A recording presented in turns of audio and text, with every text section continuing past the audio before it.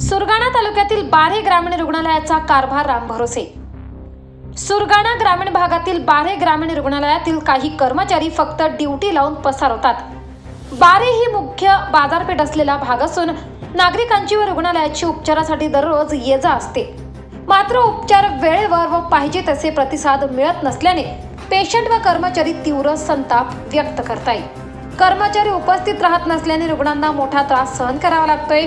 रुग्णालयात उपचार घेण्यासाठी खिरडीसाठी भेनसेत, खोबळा, काहळ, डोचोंड, माडवे, सरमाळ आदी गावांचा समावेश येत असून उपचार मिळत नसल्याने नाईलाजाने नागरिकांना खासगी रुग्णालयात धाव घ्यावी लागते।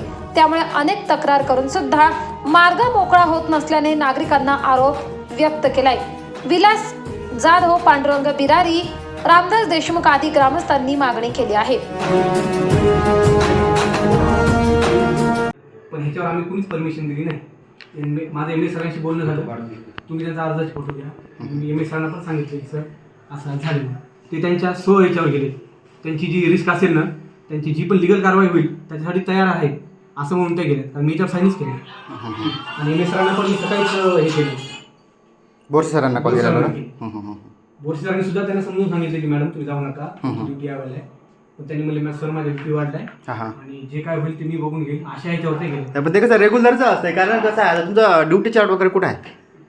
ड्युटी चार्ट एम एस सरला होता, माझ्या हातात काही नाही। त्यांच्याकडेच का?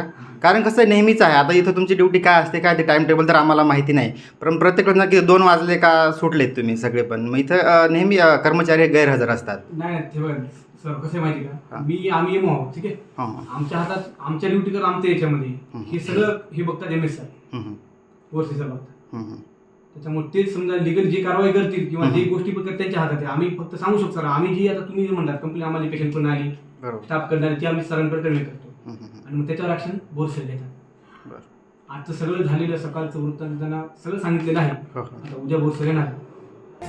24 लाईव्ह महाराष्ट्र न्यूज साठी गणेश धुळे, बोरगाव।